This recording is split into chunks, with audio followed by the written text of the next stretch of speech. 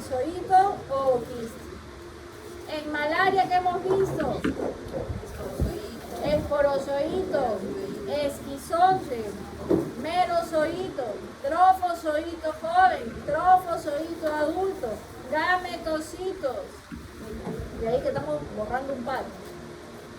Ahora vamos a ver amastigote, epimastigote y tripomastigote. Bien. Estamos aumentando las palabras difíciles, los estadios. Ya, felizmente la próxima semana el Leishmania un poquito más suave.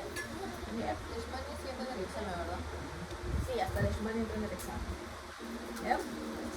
Entonces, los que estaban emparentados, Toxoplasma y Plasmodium, eran primos porque estaban dentro del grupo de los coccidios. Bien. Y ahora vamos a ver otro grupo totalmente distinto, pero que siguen siendo intracelulares, que van a ser los llamados, o la familia Trypanosomatidae, bien, donde tenemos a Trypanosoma cruzi y a Leishmania. Estos dos también son primos porque pertenecen a la misma familia. Bien. Y por lo tanto van a compartir estadios evolutivos. Ahora, Trypanosoma cruzi, causante de la tripanosomiasis americana o enfermedad de Chagas o mal de Chagas. Bien.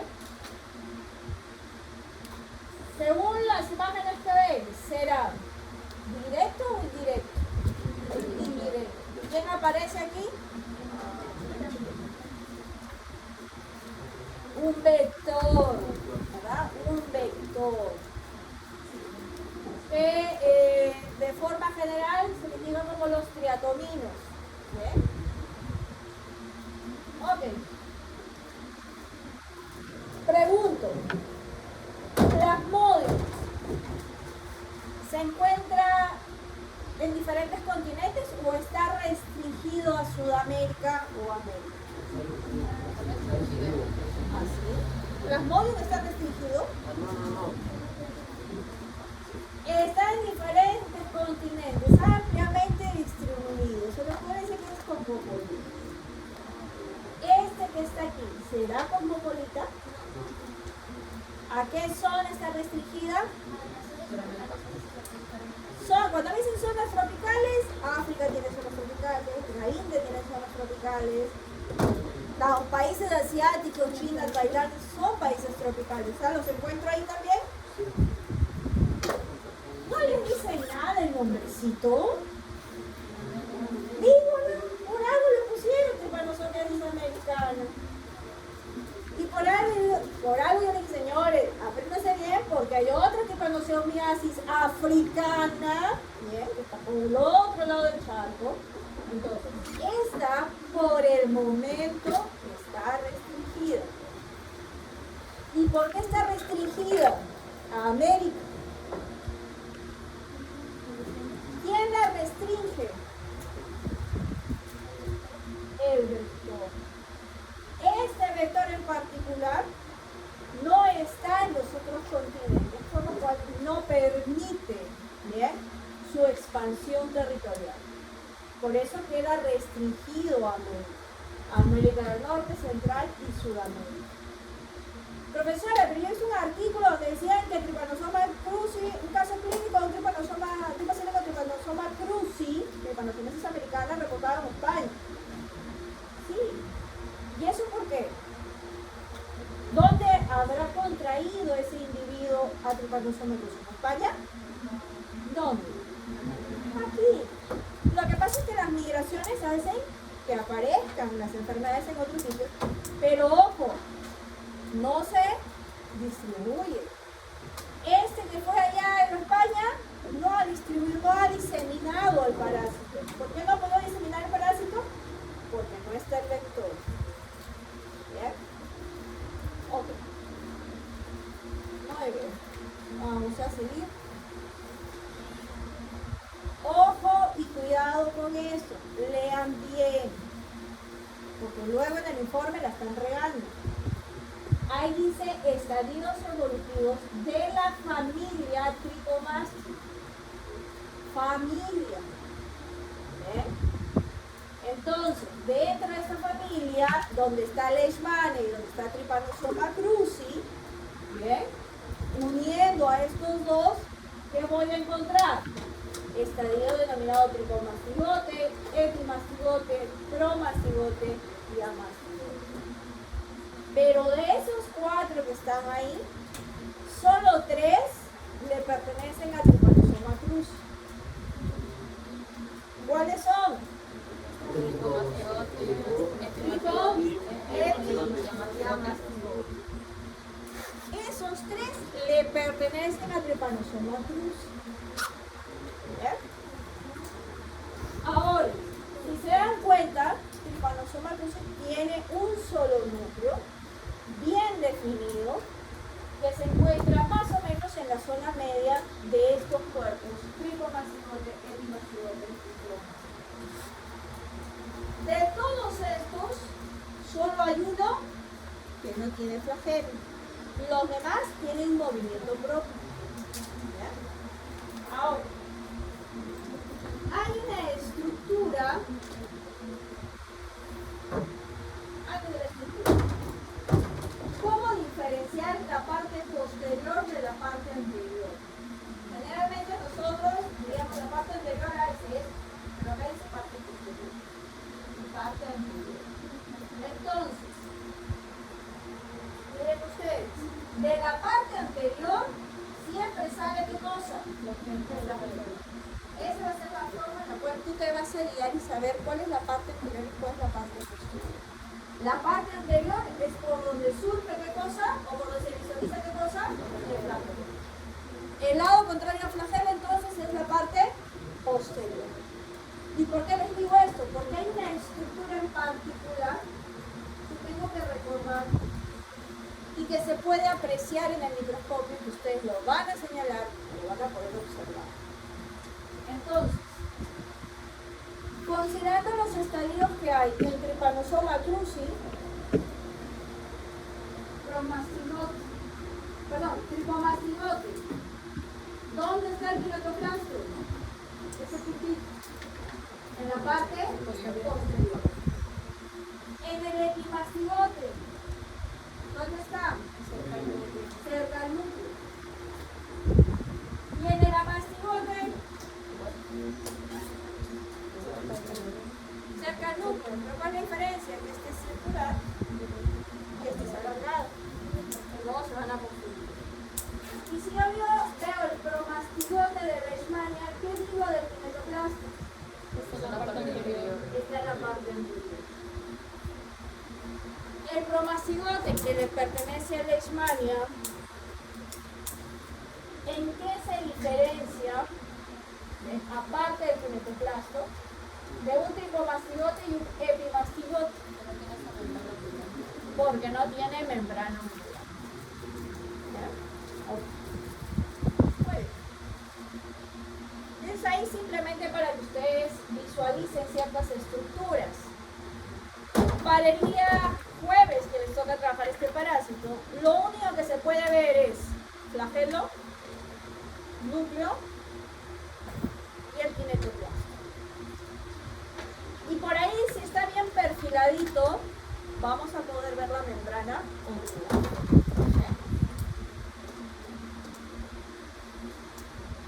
Para el día jueves, ustedes van a visualizar tripomastigote y amastigotes. ¿Bien? Esos dos estadios. Tripomastigote y amastigote. ¿Bien? Ok. Empezamos con el tripomastigote. Es un estadio que va a estar parasitando o que lo vamos a poder encontrar en el hospedero.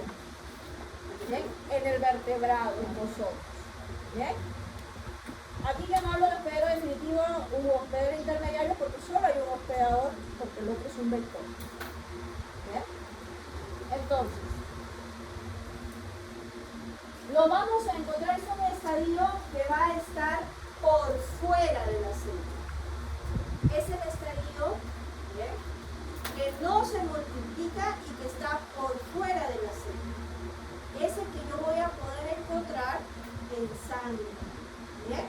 Es el que va a viajar hacia el tejido, ¿bien?, para luego introducirse en la célula y transformarse de tripomastigote a mastigote. ¿Bien? Y este va a ser mi estadio de diagnóstico, más que la mastigote. ¿Bien? Este me va a servir para hacer mi diagnóstico en una fase aguda, en una etapa aguda. Porque en una etapa crónica, este estadio se reduce en sangre y casi se hace imposible poder detectarlo. ¿Bien? Se dice que puede tomar una forma de C o de S debido a la curvatura que puede tomar. ¿Bien? Por eso dice que tiene forma de C o de S. Entonces, lo voy a encontrar únicamente en el oncodermo. ¿Bien? En la sangre. No se replica y tiene estructuras de movimiento que son el flagelo y la membrana ondular. ¿Bien? El epimastigote es un estadio replicativo, pero solamente en el vector. El epimastigote no lo encuentro en el hospedero, es decir, ese estadio no lo voy a encontrar en el humano, solo lo voy a encontrar en el vector. Este va a ser mi estadio, ¿de qué tipo? Infectivo. Esto es lo que tiene que entrar a mi cuerpo para contraer al parásito. ¿Bien? Eso es lo que va a entrar.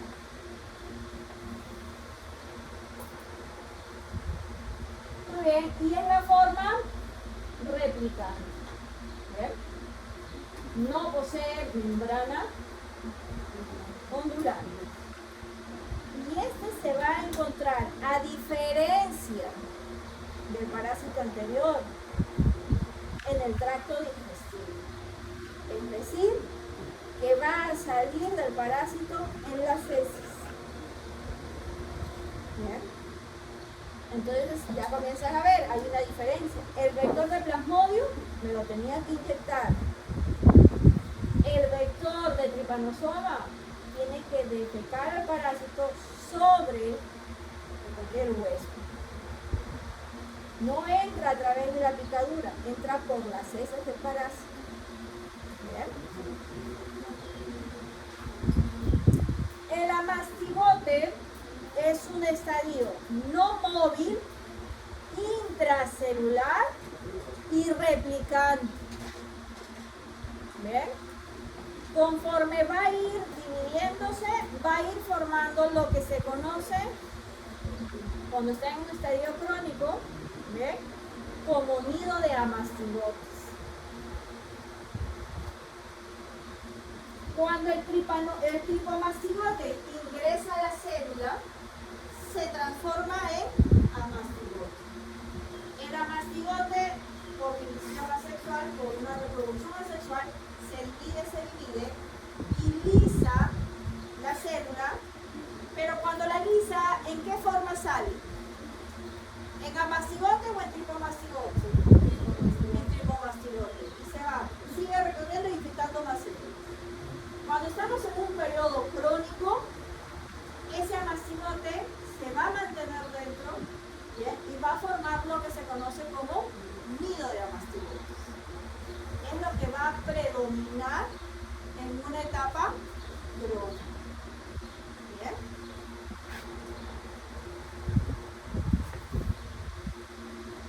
Aquí ustedes lo pueden ver.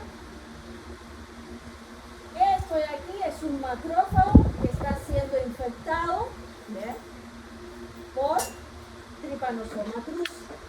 Lo que estamos viendo en el interior son los amastigotes. Una vez que haya terminado el proceso de replicación del amastigote, viene una etapa de diferenciación y se crean los tripomastigotes. Y estos son los que lisan a la célula y se liberan para seguir invadiendo órganos. ¿Bien? ¿Dónde va a predominar esta invasión por Trypanosoma cruzi? Músculo cardíaco sistema digestivo. Ahí es donde vamos a ver las principales manifestaciones clínicas. ¿Bien? En esos dos tejidos principalmente. Y las manifestaciones clínicas, vayan buscando para su informe del día jueves, ¿bien? La cardíaca y la del sistema digestivo, que puede ser a nivel de esófago, de colon y rara vez en sistema excreto. ¿Bien? Más comúnmente son el corazón y el sistema digestivo. El ciclo biológico. Vamos a empezar. Generalmente, ¿cuáles son las zonas? Este vector, ¿bien? Este grupo de triatominos tiene un hábito nocturno. ¿Bien? Salen en las noches a alimentarse de sangre. Y aquí no es que la hembra nada más, no. Acá, desde que son chiquititas, que se le llama ninfa, y hasta su estadio adulto y reproductivo, tanto machos como hembras, pican. Todos son hematófagos. ¿Bien? Necesitan alimentarse de sangre de organismos vertebrados, como por ejemplo de nosotros. Y lo pueden hacer de otros animales que van a ser sus reservorios. ¿Bien? Entonces, de tu cuerpo, ¿cuáles son las zonas que más están expuestas a la picadura? Rostro y extremidades son los que generalmente en zonas más o menos tropicales van a estar expuestas.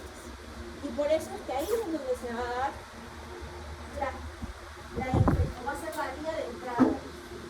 Lo que va a hacer este bichito, que ya está infectado y que en sus heces está el epimastigote, es defecar encima tuyo. Eres su baño. Se alimenta, le das de comer y encima te paga haciéndote popó encima. Entonces, ¿qué ocurre? ¿Cómo es que se hace popó? Va a pasar de frente al torrente sanguíneo y me va a invadir. Lo que sucede es que en la noche, si algo te pica, ¿qué haces? Te rascas, ¿verdad? No te levantas, prende la luz, te fijas qué pasó y te armó. De forma, una reacción innata, nosotros nos rascamos. Y nos rascamos con ganas, ¿verdad? Y cuando nos rascamos, ¿qué hacemos? Aparte de hacerte la embarradera con la popó, ¿qué haces? Lesiona. Cuando te rascas, lesionas la piel. Y estás generando una vía de ingreso para el parásito. Entonces, los llamados, lapsos. El epimastigote que está aquí, en el tracto digestivo, previo a su salida de las heces, se transforma en un tripomastigote metacíclico. ¿Qué quiere decir metacíclico? Que morfológicamente tiene un flagelo mucho más grande que le permite hacer un mejor movimiento y invadir más rápidamente al hueso. ¿Ya? Entonces, defecto. Te rascas, generas lesiones en la piel y esto le permite al tripomastigote metacíclico introducir. Generalmente, ¿quién le va a dar el saludo? Si te hacen daño, ¿qué célula le va a ir a saludar? Aparte, otra. Una que le encanta fagocitar. Empieza con M. Ay, macrófago. Entonces, el macrófago le sale a le va a saludar, lo recibe y se ve, le da un abrazo así y lo introduce. Pero cuando este tripomastigote metacíclico se lo come por fagocitosis, ¿el macrófago qué hace? El macrófago se queda ahí o comienza a viajar. El macrófago comienza a recorrer y hacer un sistema linfático, sistema sanguíneo y cuerpo. ¿Y qué está llevando adentro? El tripomastigote que ya se está transformando en amastigote. ¿Y qué va a hacer? Lo utiliza como si fuera un caballito de Troya. está dividiendo y llega un punto en que ¿qué va a hacer? Lo va a alisar. ¿Y qué va a liberar? Tripomastigote. ¿Bien? El amastigote se tiene que transformar en tripomastigote para alisar y seguir su recorrido en un estadio agudo. Nuevamente, tripomastigote metacíclico, macrófago o alguna otra célula lo fagocita. Este tripomastigote se vuelve a mastigote dentro de la célula. Se divide, se divide y se divide. Cuando ya no hay más espacio para dividirse, se transforman en tripomastigote. Y ese tripomastigote, como tiene flagelo, tiene granulado, se empieza a mover dentro de la célula. Y llega el punto en donde revienta. Y los tripomastigotes salen y siguen diseminándose por el resto del órganos del sistema sanguíneo. ¿Bien?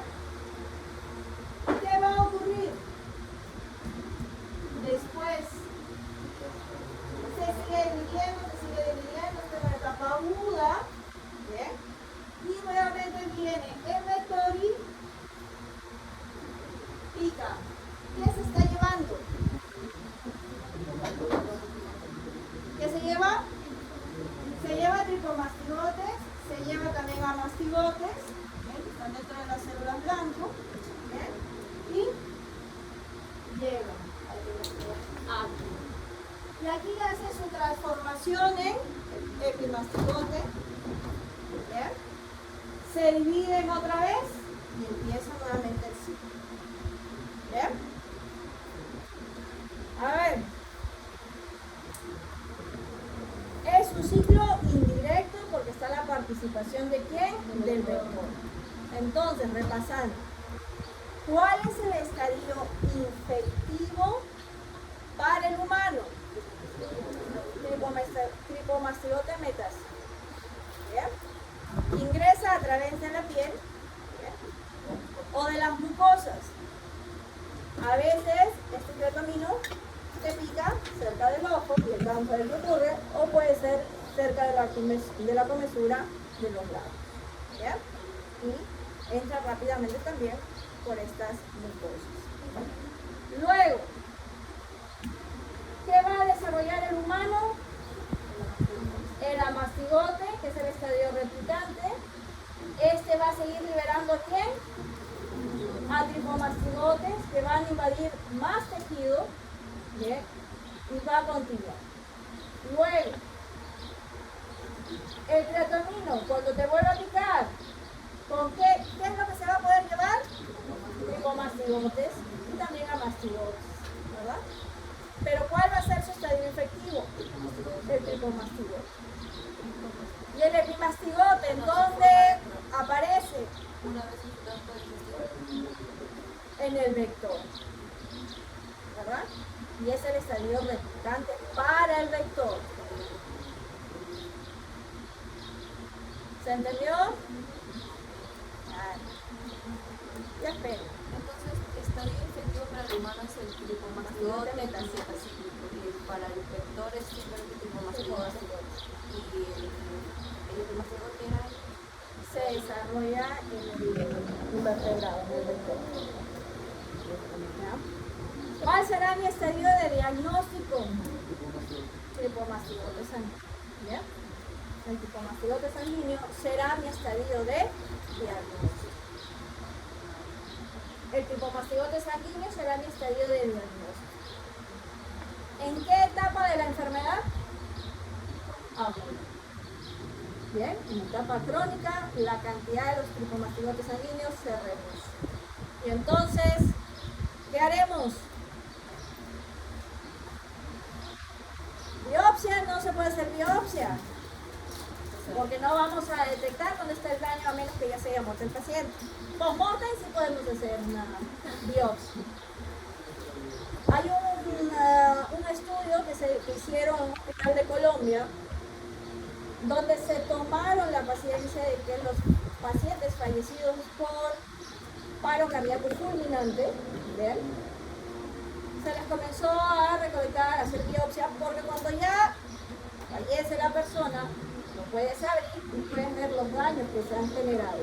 Pero una imagenología no puedes ver si hay un daño en el músculo. Recuerden que estos no son daños macro, son pequeños. Entonces, ya cuando el paciente muere, ves el órgano, lo puedes ver, ahí recién se puede detectar. Y alrededor del 40% de los pacientes que habían fallecido por un paro cardíaco fulminante habían fallecido por culpa de trypanosomatosis. En una etapa aguda, trypanosomatosis puede generar este tipo de muertes rápidas, muerte súbita del paciente. ¿Bien? En la etapa aguda. Ahora, interacción con la célula. Como todo organismo que va a tener que introducirse, tiene que tener receptores de membrana. ¿Bien? Entonces, se va a adherir a la matriz extracelular primero, ¿bien? A través de la GP85, la transilidasa o la penetrina. A través de este conjunto de moléculas que va a secretar el parásito, va a poder adherirse a la matriz extracelular y posteriormente va a poder llegar ¿a dónde? ¿A dónde llegar? A la célula. ¿Bien? Ok.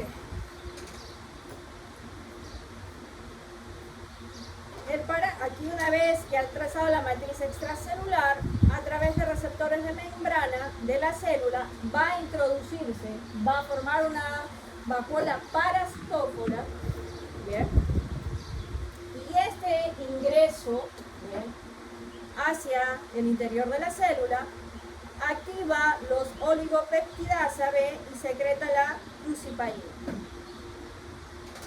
Bien, esto va a incrementar la elevación de la concentración de los iones de calcio, ¿bien?, y eso va a permitir el ingreso del parásito por completo y su transformación a mastigote para empezar su proceso de replicación. ¿Bien? Aquí ustedes tienen el paso a paso, ¿bien?, la formación de la vacuola parasitófora, la secreción de ciertas enzimas que van a bloquear a los lisosomas que se van fijando a esta vacuola parasitófora y posteriormente la transformación del estadio de tripomastigote a mastigote. ¿Bien?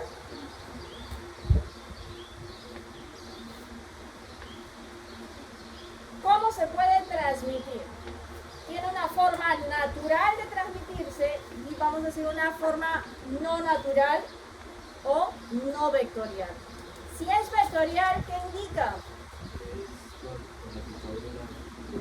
Es porque se dio a través del vector, no por la picadura, sino por el vector. ¿Bien? Y si es no vectorial, son otras formas, ¿como qué? Transfusiones sanguíneas, raro, bien, no es más raro que el de Plasmodium, ¿ya? ¿Qué más? Es más raro que Plasmodium, la transmisión de madre a hijo. Trasplante de órganos, oral. En oral, sí, ahorita vamos a ver cómo es la parte oral, ¿bien? Cómo es que puedo contraer a través de la ingesta de ciertos alimentos. Entonces, lo natural es que el vector esté dando encima mío, defeque, yo la cero a la piel o lo hace por las mucosas, ingreso. La otra, transfusiones de sangre, transfusiones de órganos, ¿bien? De madre a hijo, que no es lo común, pero hay, ¿bien? Y ahora se han reportado algunos casos en donde no es que me vaya a comer al tripomastigote metacíclico directamente, sino que en algunos casos el vector pueda defecar sobre alimentos y tú ingerir, ¿bien?, las heces del parásito a través de los alimentos. Por ahí también indican que es un poco más complicado, pero que podría el animalito, momento de estar haciendo un licuado de frutas, ¿bien? No te percates y el bichito caiga, libera, porque lo destruyes y libera todo el contenido que hay, libera los tripomastigotes.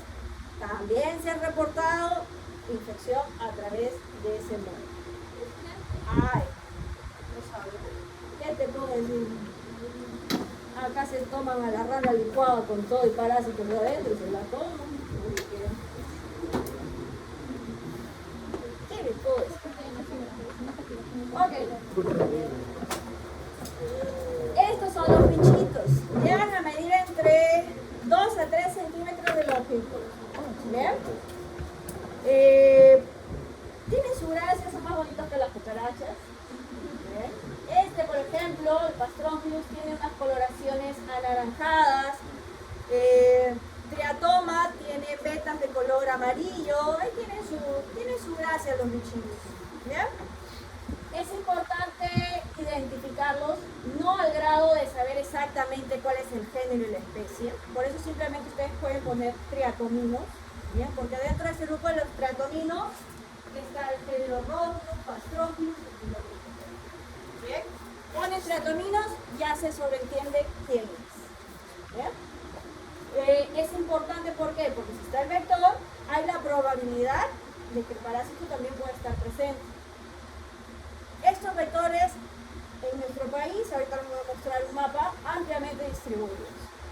Trypanosoma cruzi se encuentra, o hay mayor número de casos al sur del Perú.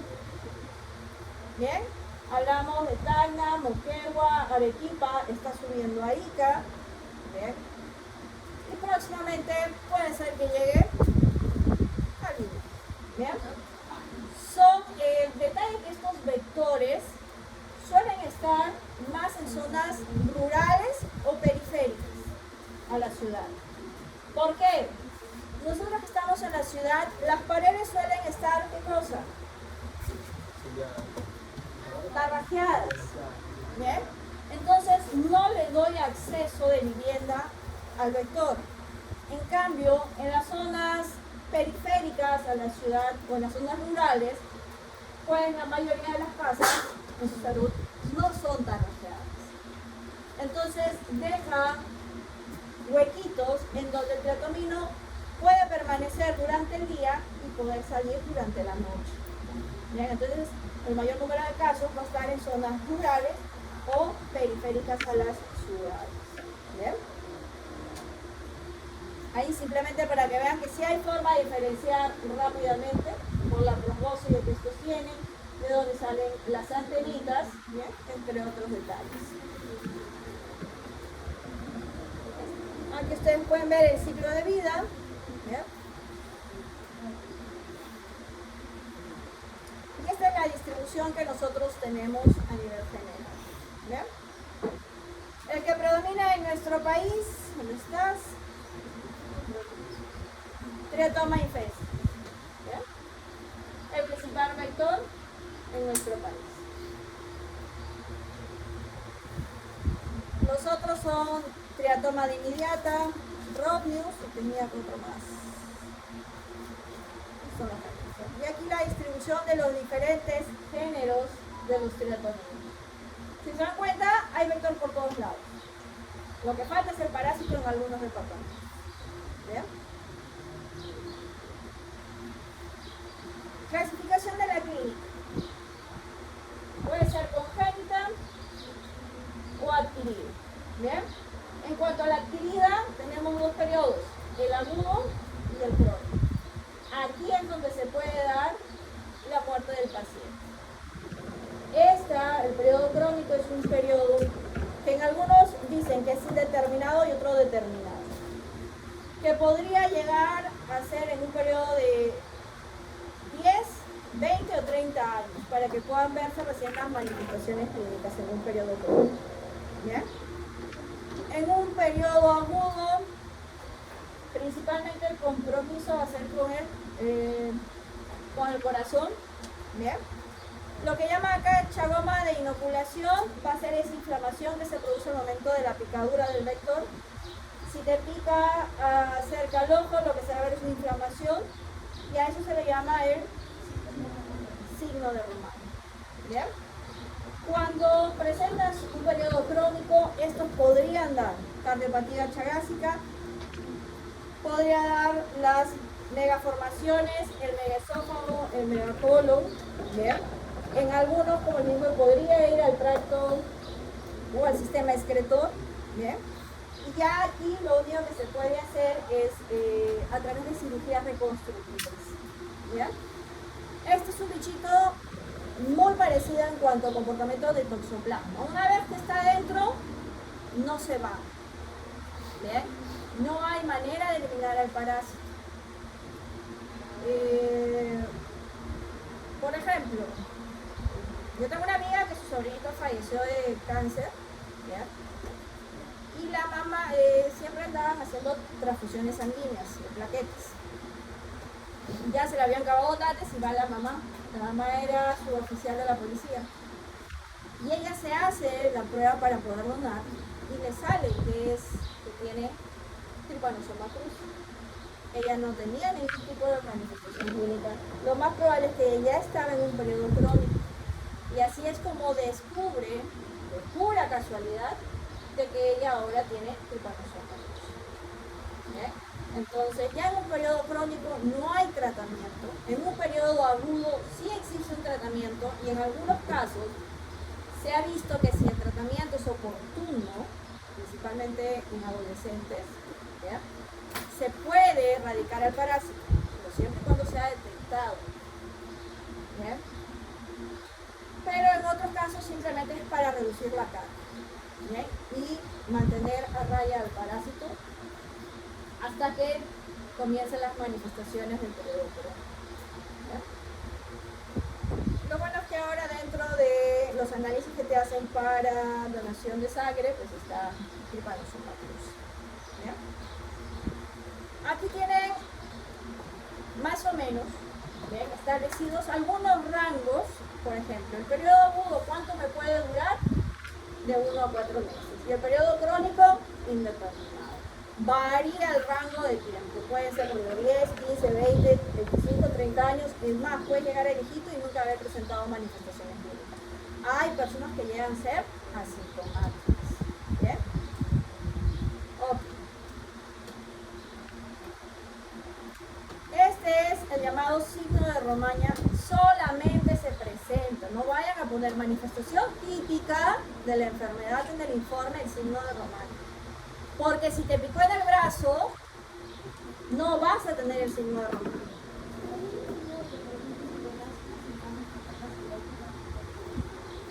Es un poquito complicado que de aquí pases para acá.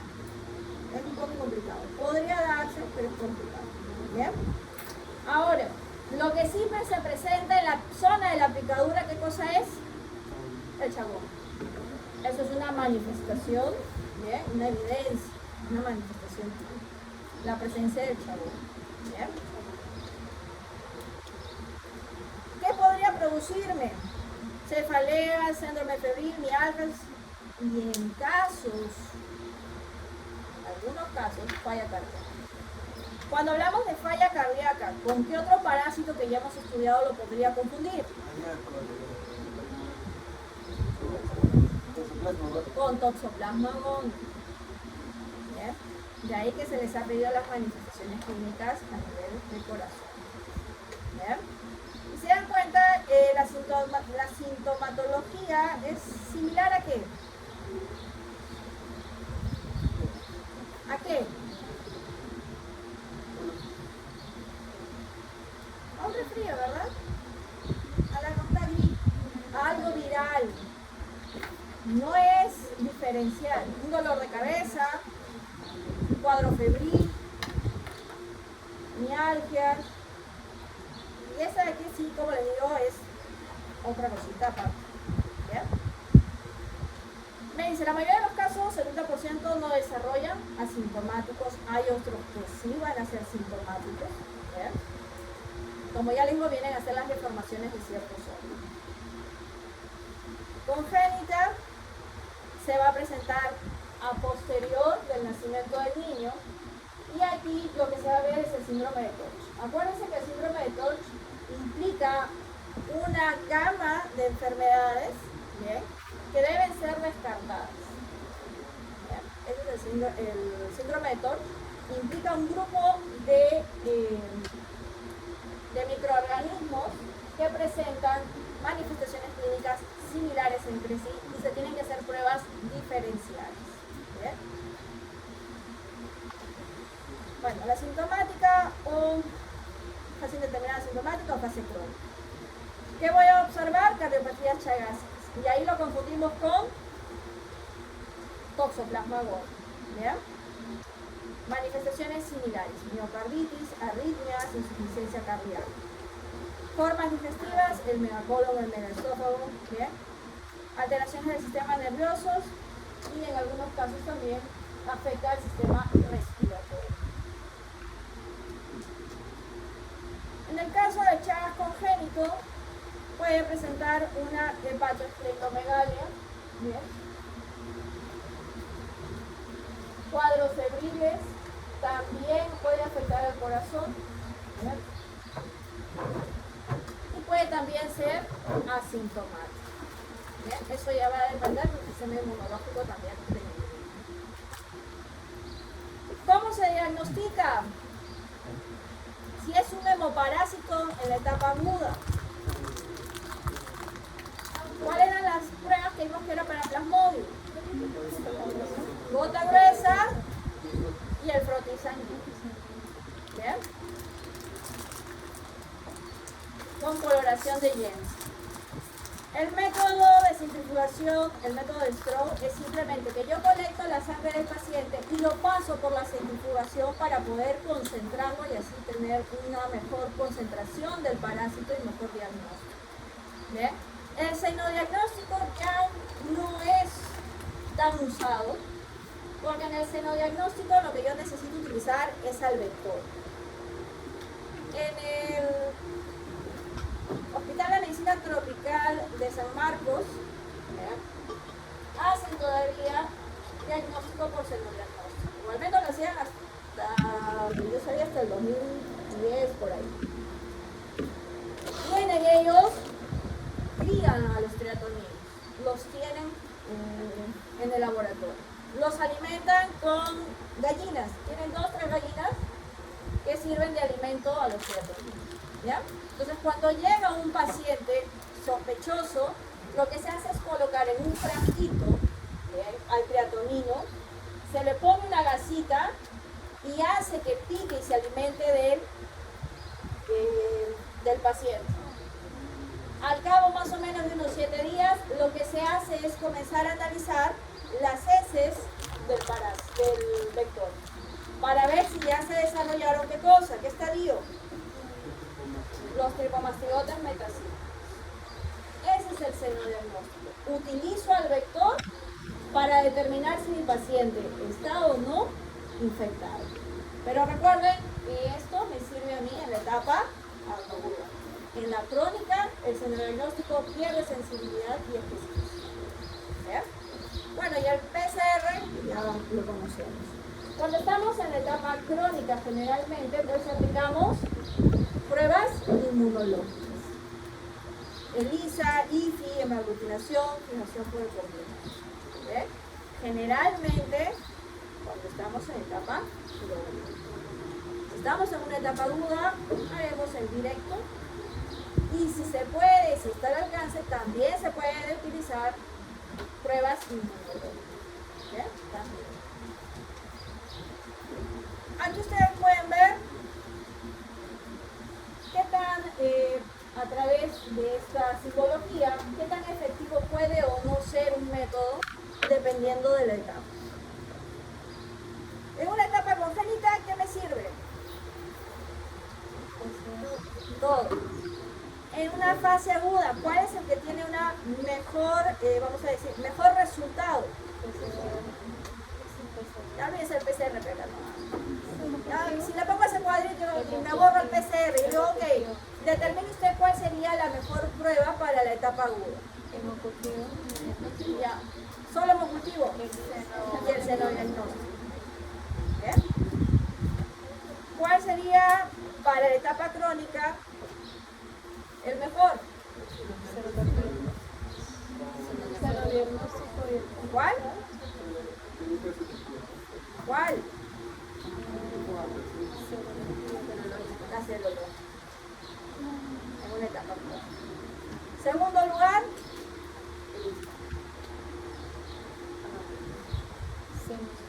segundo lugar,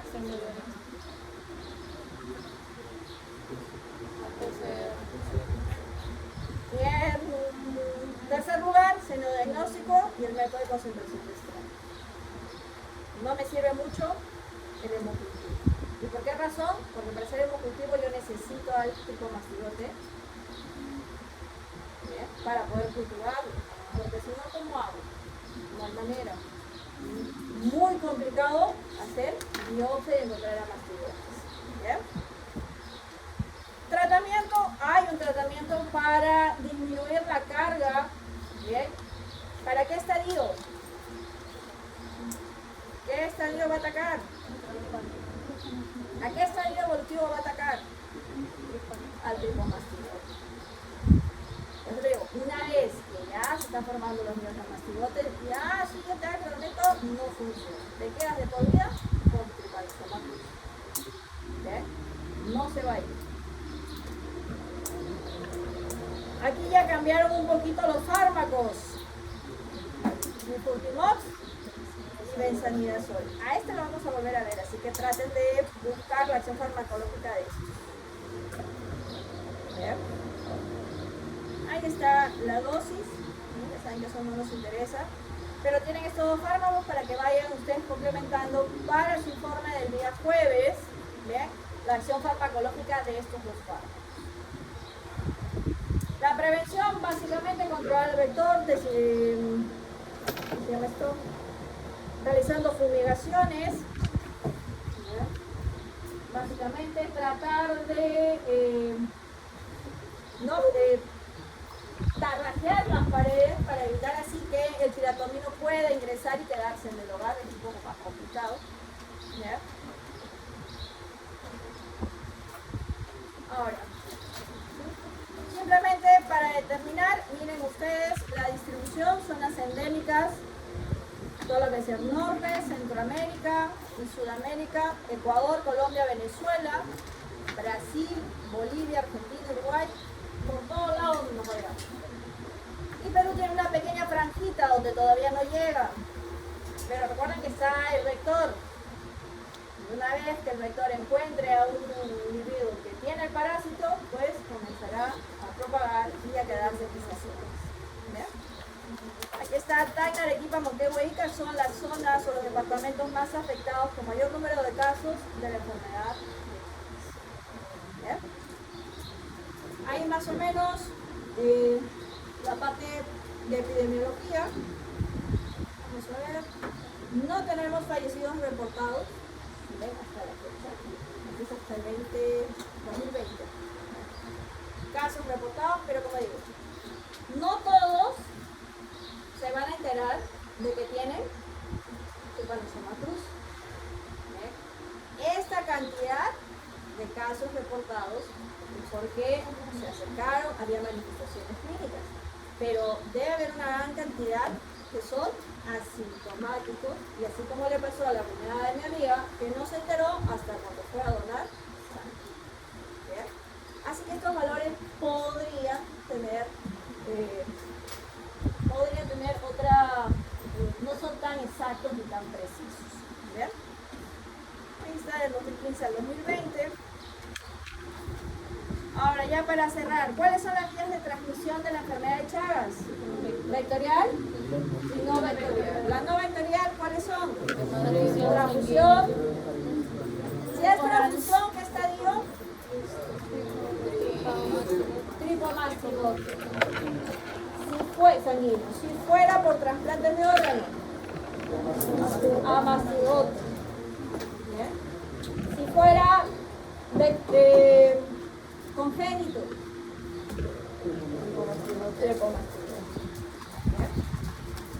¿cómo se previene la tripanocenosis americana? Controlando el vector, ¿verdad? Y uno de esos a través de la fumigación. opción de bloquear los posibles lugares en donde podría alojarse dentro de las casas. Ok, eso es todo, nos vemos mañana.